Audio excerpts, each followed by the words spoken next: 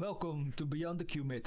My name is Frank Dekker, and today I have a special guest, Olivier Ezratty. I'm really excited for today, and the main reason why I'm excited is that Olivier is an example for me. I've read a lot of research about quantum technology, and one of the best pieces is Understanding Quantum Technology. And Olivier, he writes a 1500-page report every year. And the best part is it's very high quality and it's accessible for free. And Olivier is very well involved with the quantum technology value chain. And what I also like in his research is that he's calling the hypes. And also if things are not real or are fake claims, he's really pointing that out. The combination for me makes it really valuable. So thank you, Olivier, for being here in the podcast. And maybe to start, could you give us a short introduction about yourself? Okay. Yes. Thank you, Frank, to hosting me. Yes, here. By training, I'm a software engineer. I was training software engineering a long time ago. It's more than 40 years ago. My professional life was split into three big parts. One was I was an R&D software engineer and R&D team leader in a small company called Sogitech a long time ago in the 80s, before the web was created. And I was developing a graphical user interface software on Windows 1 and 2, so very early years. And I decided to select this tool, which was not popular as it is right now. Then I spent 15 years at Microsoft in France, and I did select the company for many different reasons, but I was willing to acquire some kind of business experience. I don't know really why, because then I moved back to science, but I was willing to get this kind of experience, maybe with the idea to maybe create a company someday or get involved in the startup ecosystem. But when I arrived at Microsoft back in 90, so 5 years before the web was getting popular, there was no startup ecosystem really in Europe, as far as I know. And so I learned marketing, I learned strategy, I learned business in this company. And surprisingly, I became their CMO in France, the Chief Marketing Officer. Oh, wow. In 98. So it shows that, well, if you're a good learner, you can take any job. I didn't do that for a long time, for 3 years. And then I got in charge of developer relations, so mostly connecting the company in France here with the technical ecosystem. So it was developers, researchers, academics, software publishers. We call it ISVs, so independent software vendors. And so we developed in 2001 the first, I would say, developer community using web tools that then became very popular. And I left the company in 2005, so 21 years ago. And with the idea of not just helping an American company get established in Europe, but help the local ecosystem. And so I became a mix of business angel, helping small companies, startups, in the digital domain only. And I also was willing to learn new fields, new technical fields, new domains.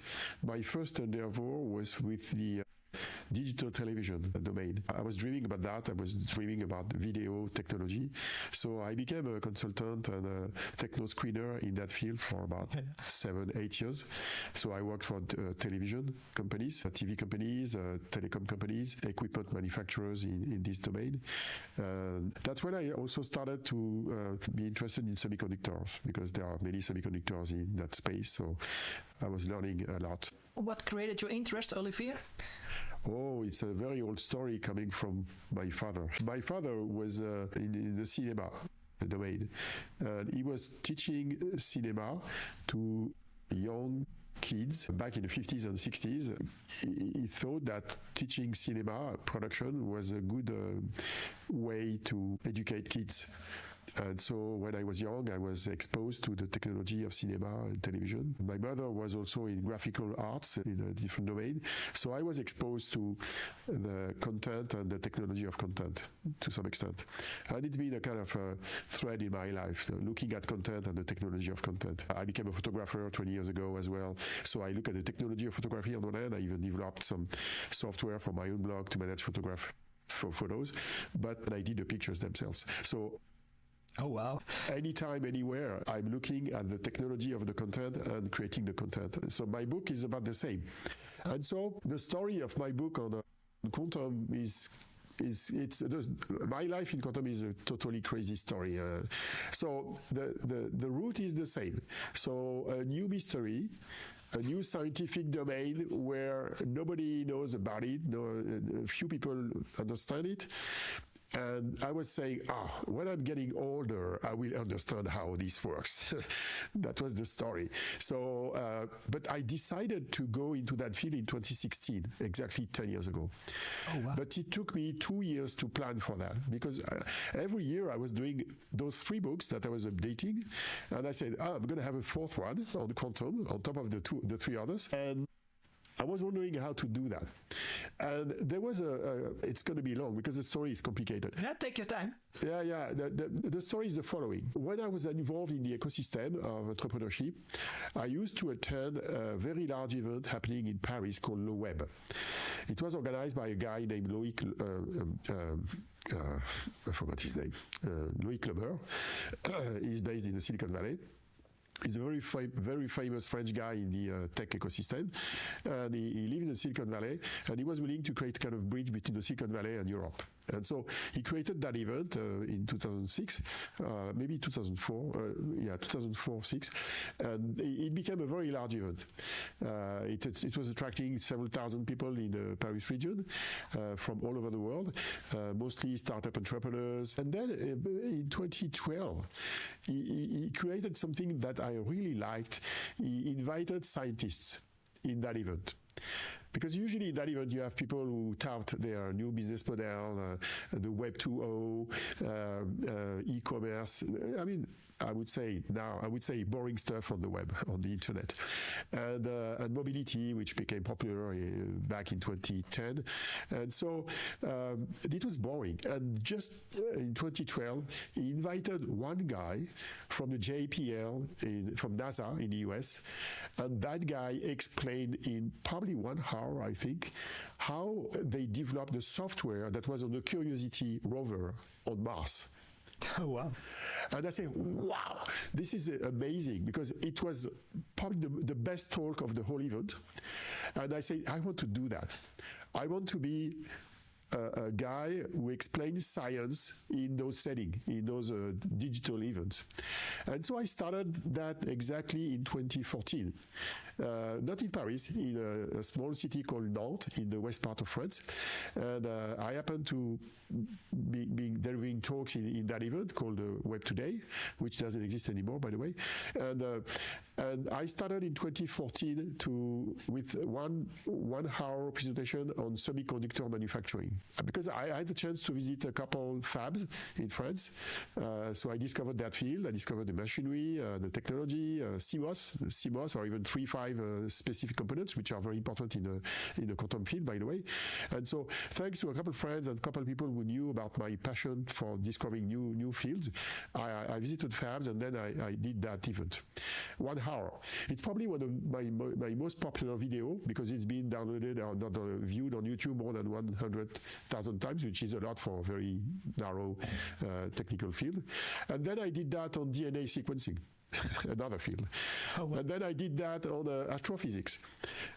And so on. And so I said, okay, in 2018, I'm going to do that on quantum technologies.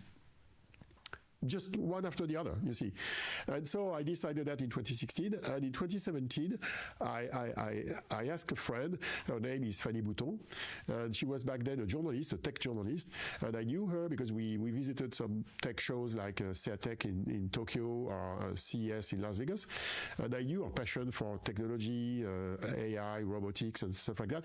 And so I proposed her to jointly prepare that event. And it was a very good idea to propose her to do that thing, because she brought a way of doing things that I didn't adopt yet. She said, usually when you prepare your events, you look at content, but you don't go see the people. You should go see the people. So I said, okay, we're going to do that.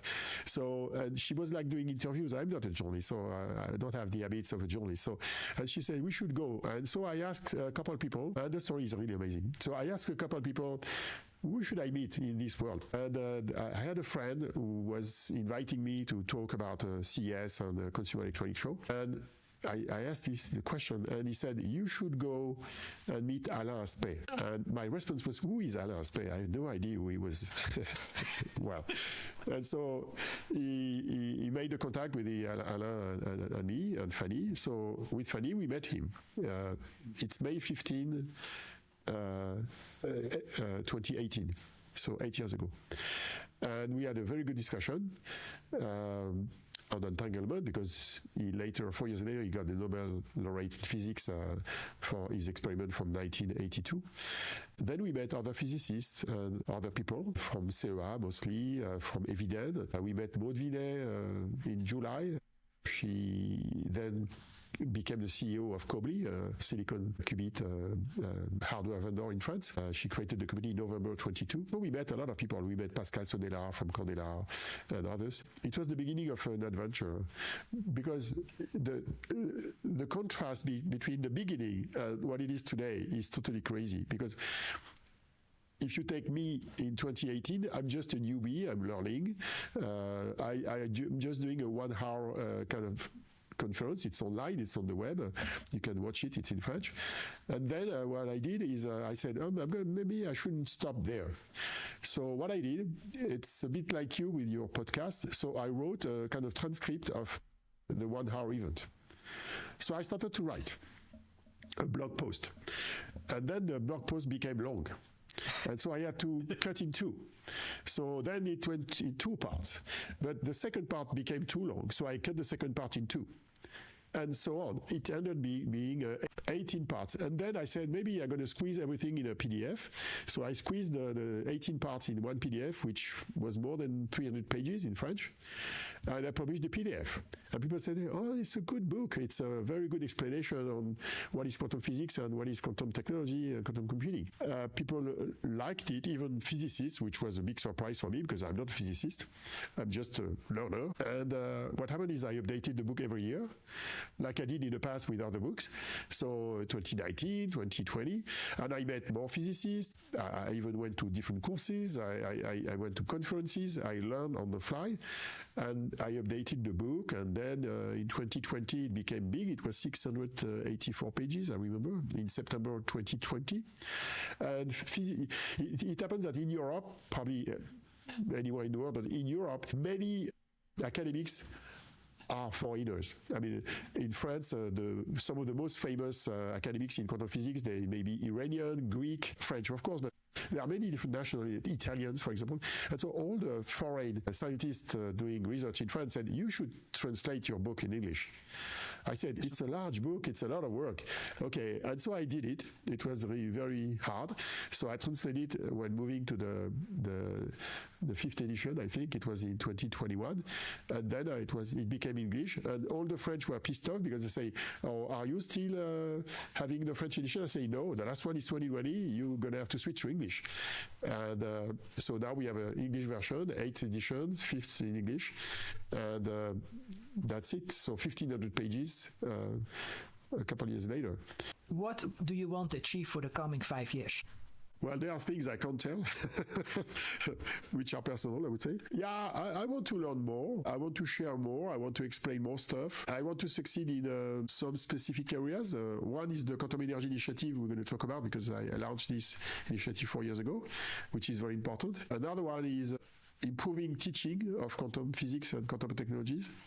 I'm teaching a lot. So I spend, it's not that much, but I teach about 60 hours per year in 3 different schools, universities. And I want to improve that craftsmanship, saying how do you teach this complex field. Yeah, and there's another one, which is I want to be able to contribute to developing the European ecosystem.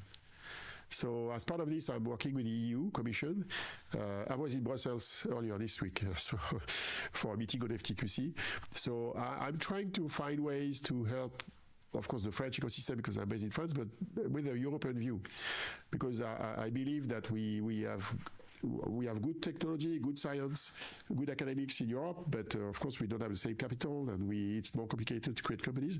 So I'm trying to find ways to influence governments and policymakers and others to kind of optimize the chance of success of Europe versus the US. It's a big challenge. It's always been a challenge in any tech domain. But I believe there are some options to select, and some avenue would help the European ecosystem to succeed more than if we don't do anything. I want to read out a sentence about if a quantum computer works or not. So let me read it, and I would love to hear your perspective. A qubit is not a bit with uncertainty. It's fragile, a physical state. You cannot read it without destroying it. You cannot copy it. You cannot directly inspect what it contains. You can never ask a qubit a question. Instead, you prepare a physical system, let it evolve under careful designed control pulses, and then force a measurement. You obtain a single outcome, and that outcome is not an answer but a sample. The qubit does not reason or choose. It simply reacts to physical forces and then collapses. Seen this way, what we call quantum computation looks less like a direct computation and more like a system dominated by migration and interference rather than control. So my question is this: do you believe that a large-scale quantum computer will work in the engineering sense, meaning stable, reproducible, and convergent behavior, without redefining what we mean by computation? Or is quantum computing fundamentally a process of statistical interference, of collapsing physical systems, whose usefulness depends on accepting a different, weaker notion of computation? There's a lot in your question. I could take one sentence after the other and yes, please, and fact check that, but not the whole thing. Yeah, you ask very interesting question about what's the nature of quantum computing. Let me rephrase that in a couple of ways. One is I believe that there's some determinism in the way you do quantum computing when you don't measure anything. So if you don't measure anything, it's kind of determinism. You can manage the state of your system in a semi-deterministic way. And indeed, when you do measurement in the end, you get some statistical outcome. So when you do so-called unitary transformation, so you do gates, quantum gates on your system, it's kind of more or less determinist in the way it works. And so people sometimes, they want to have some non-determinism in their code. So for example, when they do a Monte Carlo simulation, they need to embed some non-determinism. So they can use the code and some measurement to drive the generation of some random numbers, and then they use that in the Monte Carlo simulation.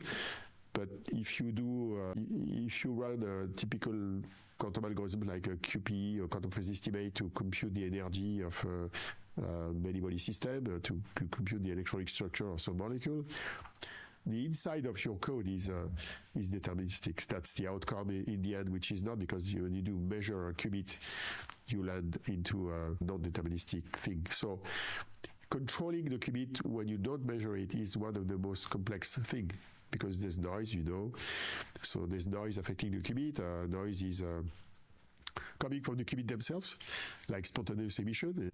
Let's say you excite an atom to a Rydberg level, which is the one of the qubit.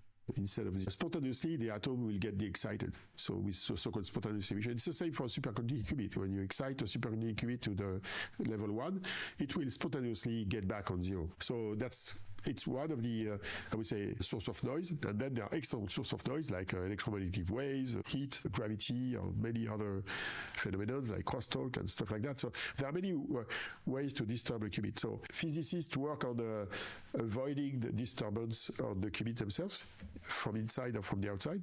And then they use error correction to mitigate that problem. The bet and the guess is that with error correction, we'll make the qubit live a longer life so that it accommodates with the length of your circuit and the length of your algorithm. So that's the way it works. There are many ways to believe that it can work and many ways to believe that it couldn't work. So you have a big opposition between different scientists in that field. So that's my quick answer to your question. And maybe taking a step back, is quantum computer really a computer in the traditional sense? Well, it depends on the way you define computing. Usually, computing is defined as a system that solves a problem with a series of instructions, data, and which yields an output. It's a kind of very simplistic way to define computing. So if you take a gate-based quantum computer, like the ones you have with IBM and Candela and the IQM and others, we can define this still as a computer because it takes a series of instructions and in the end you get some results. And the instruction contains the data. I would say that in the classification of computing methods, there are two big particularities of quantum computing using that mode. One is that we are using a so-called process that is named in-memory processing, which is not commonplace in classical computing. The equivalent in classical computing are neuromorphic networks or synaptic networks, where the data is in the system. So you have a memory, which are the qubits, and you manipulate the memory. When in the classical sense of classical computing, you use the Chern-Neumann model, where there is a separation between the memory and the computing. So in a classical computer, you have so-called arithmetic logical units in a CPU, and they are manipulating data that comes from outside. And the hierarchy of memory in the classical computing. So you've got a CPU, it's got registers, first level, then cache memory, second level, then you've got RAM, the random access memory, third or fourth level, and then you've got storage, SSD, whatever. So you've got multiple layers of memory, and the system is manipulating the data from one level to the other. It's a hierarchy of memory, and there's the computing just managing registers. And large registers in the case of GPU, which are a capability to memorize a matrix, for example, so to be more efficient. In the case of quantum computing, it's totally different because the computing is done in the memory. Mm-hmm. The memory is the sets of qubits that you connect with each other. And so you have a memory, these are the qubits, and you connect them with gates, single qubit gates and 2 qubit gates, so you manipulate the data in the memory. And so as a result, the big difference, which may happen in classical computing, but it's not very commonplace, the big difference is you have to how do you input the data? How do you put data in your circuit? So the data is in the code. It's not, I'm going to take some data here and I copy it there, like you do in a classical system. So the data is using so-called vector encoding method or amplitude encoding. So it's a series of gates that you apply on the qubits to put some data in the qubit. So that's a big difference. Sorry, what pops up in my head is then, how do you move the data? So now, if it's in memory, it doesn't mean that you don't have to move it because it's already there. So normally with AI, with HBM and with SRAM, and now with KV caching, okay, you need to move the data and then you bring it closer to the GPU. And that causes heat issues. Yes. So in the case of classical computing, you move the data, but the data you copy, you can copy it independently from the source. So if you take some, let's say you have a program is a series of instructions. It causes latency and heat. Yeah, there's latency and heat, but you don't destroy the data you copy. You copy it independently from the source. In the case of computing, you can't copy data. You can only move it. So if you move the data, you lose the source, because of the so-called no-cloning theorem. The only way to copy the data independently is to recreate it with the instruction that you were used to create the data. So let's say you have a vector state that contains some data. The vector state has been created with a series of gates applied on multiple qubits.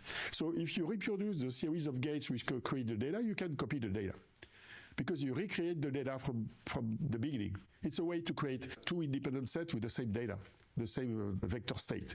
But you can't take an unknown state and copy it on a different set of qubits independently from the source. You can't do that. You can only do so-called teleportation. You can teleport some data from one place to the other. So it creates some limitations on what you can do. So the first particularity is this. No cloning theorem. You put data in a system with executing a series of operations, gates. And the other particularity is when you measure the state of your qubits, you get a random result. I like it because it's like humor. They say, okay, I'm doing all these things, and at the end you get a random result. So why are you doing all these things? So what you do is you execute your code, you input the data multiple times. The average, more or less, the average of your computing is going to yield an interesting result. But one result is not going to be enough. You need to do that multiple times. So, for example, when you want to compute, you want to do some chemical simulation. You want to compute a ground state, so the energy, the lowest energy level of your system. You will do that thousands of times. You will do the average, and that's going to yield the valuable result. So there's a probabilistic aspect in quantum computing. So in-memory processing, no cloning, and statistical output, and averaging the statistical output. These are the three key differences compared to classical systems. Olivier, what are you looking for to decide which quantum technology will win? Because when I look at it, there are close to 7 technologies competing, maybe even more. I find it really difficult in this point of time to decide which technology wins. So how do you look at that? Well, it will be presumptuous to be able to define who's going to win. Most people who decide who's going to win are the people in a given technology. So they say mine is going to win and the others will lose. Like Jeremy O'Brien from Psychotom, he says, I've got the only one which can work. My machine is going to cost 1 billion and the others will lose. Okay, maybe. He's maybe right. But no, when you look from the outside, you can't decide who's going to win. It's an open research question, open academic question, open technology question. It's a mix of academic and it's a mix of science and engineering uncertainty. What I do on my own, and particularly when I update my book, is I look at the characteristic and the challenges of each of these technology options. And there are so many challenges in each of them that you can't decide, because solving the challenges is an open question. So you need to be honest about the challenges. And when you're honest about the challenges, you say, oh, it's going to be difficult everywhere. I don't say it's not possible, but it's very difficult in all cases. So if you take photonic systems, they have losses. So how do you reduce losses? Okay. There are ways to reduce losses, but not to zero. So how do you make sure that the losses are taken into account so that the computing succeeds in the end? In superconducting qubits, you have noise, a small lifetime for the qubit. You have good fidelities nowadays, but how do you scale that? Will you sustain the fidelities you have at small scale, like what IBM is doing with 156 or 20 qubits? How do you sustain the fidelities when you have thousands of physical qubits? There's no proof that you will sustain the fidelities they have right now when you increase the number of physical qubits. So that's why IBM, well, there are two choices there. Google is trying to extend the number of physical qubits per chip, Colab as well with John Martinez. So they want to go up to 10K or 20K physical qubits per chip. It's very challenging because you have a variability within the chip and between chips, and it's very hard to sustain good fidelity at scale. Then you have crosstalk noise, various sources of noise at scale, which are problematic. So IBM, they chose a different way, different path. They said, okay, it's going to be difficult to scale in, so with the number of physical qubits per chip, so we're going to have multiple chips and we connect them together. Okay. Then you move the needle into how do you connect the systems, the chips. And so you need to have flexibles or whatever. Either you say we connect the chips together, do you mean chiplets? Or do you mean scale out? There are many ways to connect the chips. So you use chiplet when you have multiple chips on the same chiplet, like Rigetti is doing and IBM is willing to do. So, but then the connectivity between the chip is, I would say, neck to neck. So the chips are very next to the other, but still you have indium bumps and TSVs and different ways to connect the chips together. So different technology challenges. But then you are limited in the size of your chiplet. And then you connect the chiplets with each other. And then you need flexible cables. So that's what Delft Circuit is doing in Delft, so creating flexibles. Usually Delft Circuit is doing flexibles to control the chip, so to send a signal that controls the qubits. But they may do waveguides on these flexibles, which are connecting chips with each other, not just the control electronics with the chip. IBM is doing that. They seem to get fairly good results in the 2-qubit gate they do across multiple chips using flexibles, but it's still challenging. And then there's another way to proceed, which is using transduction, converting the microwave signals that controls the chip into photonic optical photons, which are easier to transport on a long distance. And that's why QFOX, again, in Delft is trying to do with Simon Grossbacher, but it's complicated because there's a lot of losses there. So the success of transduction is very low. So that's very complicated to put in place. I mean, scaling out with connecting multiple chips together brings its own challenges, and scaling in with larger chips has its own challenges. So I'd say it's unsolved yet. So it's research. and engineering, we'll see in the future. Who have atoms and ions. They are the same. That's what people say. So same atoms, God-given, so kind of God-given atoms. Okay, fine. But the problem is the signals you send on them is not God-given. It's laser or microwave or whatever, and there's variability in the signals that controls the atoms. And the optical systems that control the cold atoms or the electronic systems that control the ions, they have a lot of variability, and that's where the noise comes from. And then you just move the problem elsewhere. So ions and atoms, they have their own challenges to scale.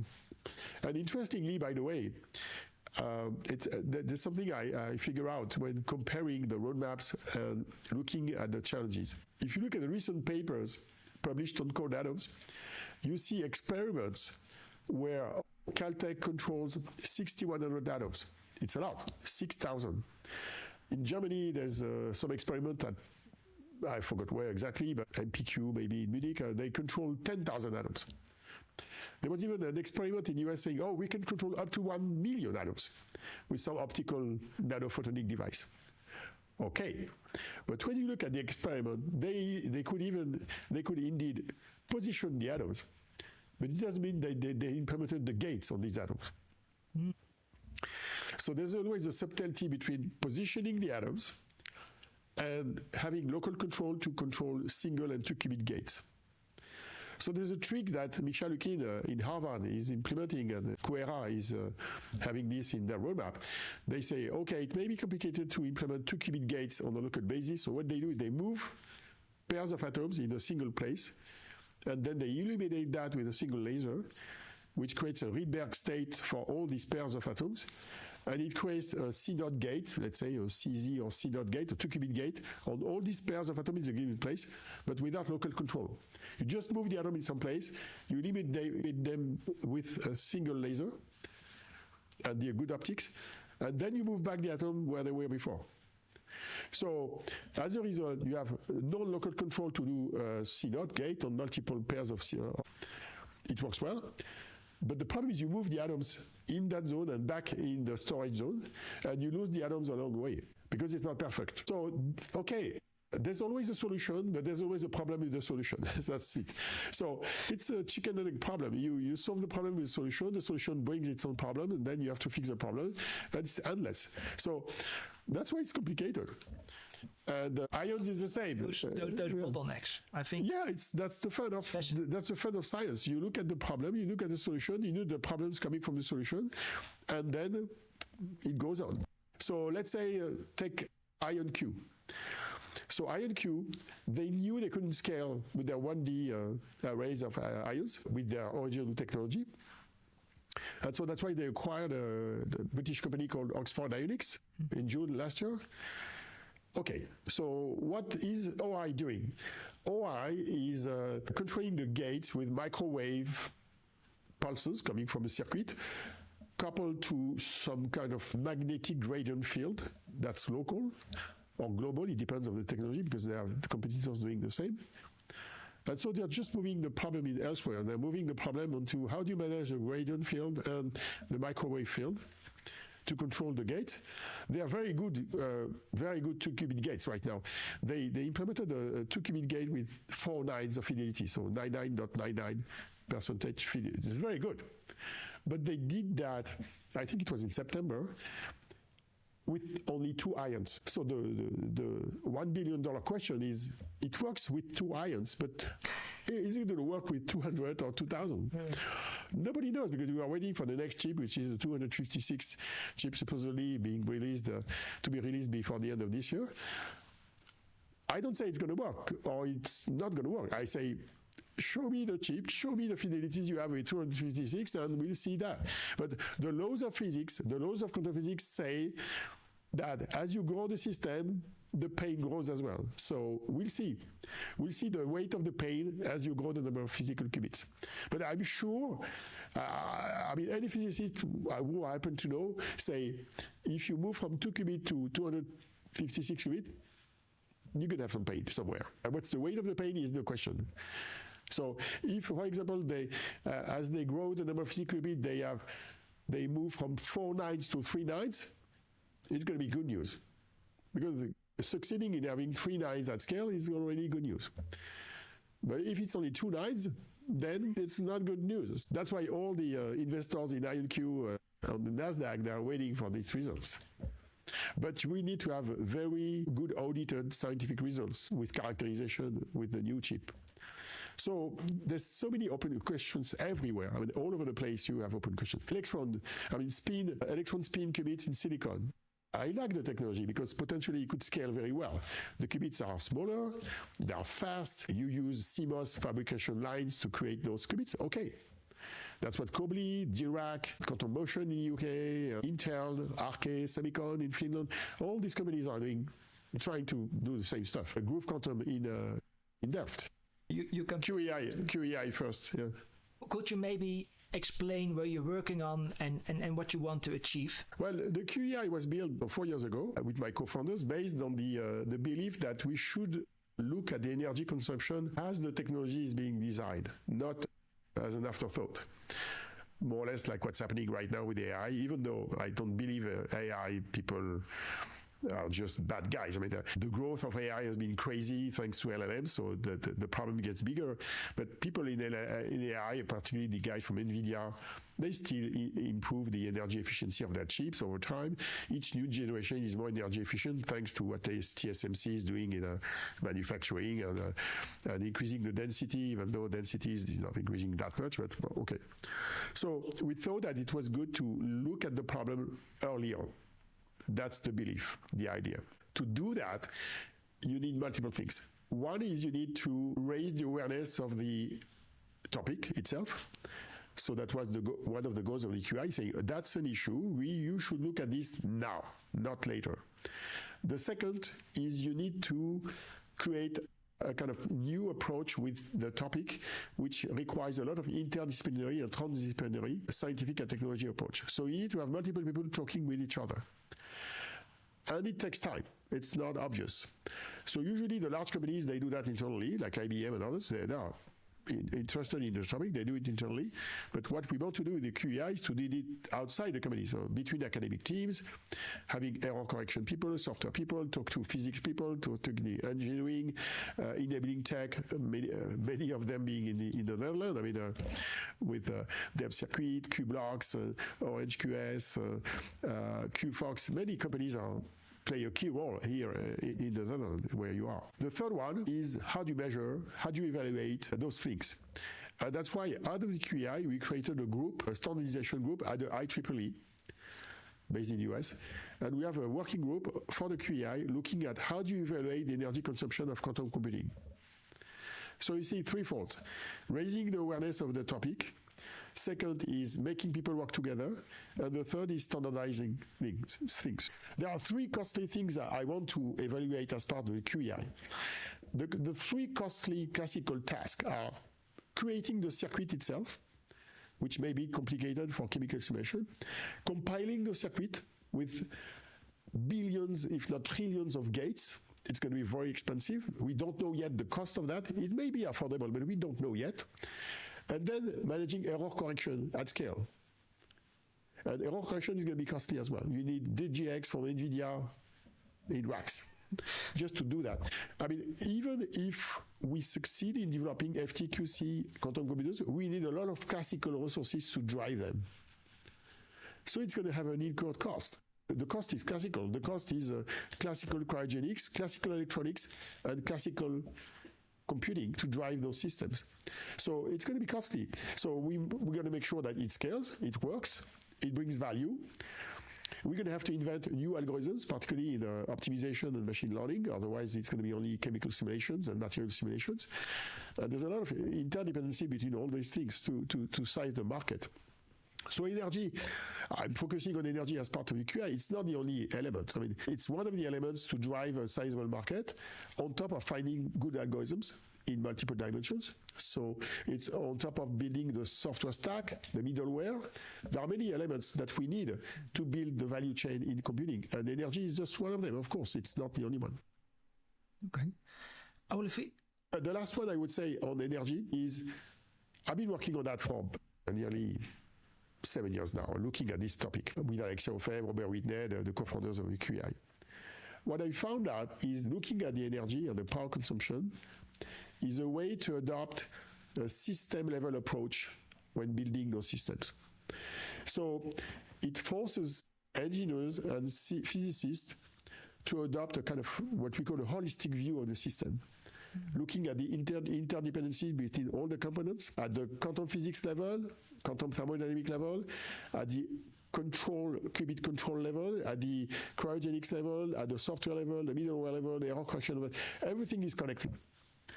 And I think it's part of what we need in the quantum industry. We need to build a new discipline which is called quantum engineering. By the way, there was a conference in Paris. Where I met, by the way, people from TNO who are talking as keynote speakers as me in Paris. It's Quest IS. It's a conference on quantum engineering. Quantum engineering is a new discipline where you build out system integration approach with integrating the science, the technology to create product that delivers some benefit based on some goals, and you have to fix a lot of scientific and engineering problems, and this is quantum engineering. And it's a new discipline. It's being built. I mean, it's not well formatted yet. It's getting out of physics and building the engineering, but still doing physics. You need still a lot of physics to build those systems, and there's a lot of research going on there in physics. I believe in the role of fundamental research in quantum physics, but we need engineering on top of that to assemble very complicated systems with different parts, different trade-offs, different optimizations, different goals. And so you need a mix of science and engineering to build those systems. That's a strong belief I have. Okay. Because it's one of the new deep tech domains with a lot of ramification. And we talk a lot about computing, but in quantum tech, there's also sensing, communication, and another one which is under-evaluated, which is called quantum matter. And there are not many investors in that space. Quantum matter is a new field in town. Quantum matter is about designing new materials which have quantum effects. You can put quantum batteries in that field. You can put new materials being designed with quantum physics. It's a new field to explore. And I believe that quantum physics overall is going to help develop new domains, even in classical computing, even in classical domains. So you have to explore that deep tech as part of AI, as part of other fields, even classical semiconductor. It's something you have to explore. There's so much buzz around it that you need to be educated on what are the pros and cons and what are the technology potential there. So you need to be educated. You need to invest in some good companies there.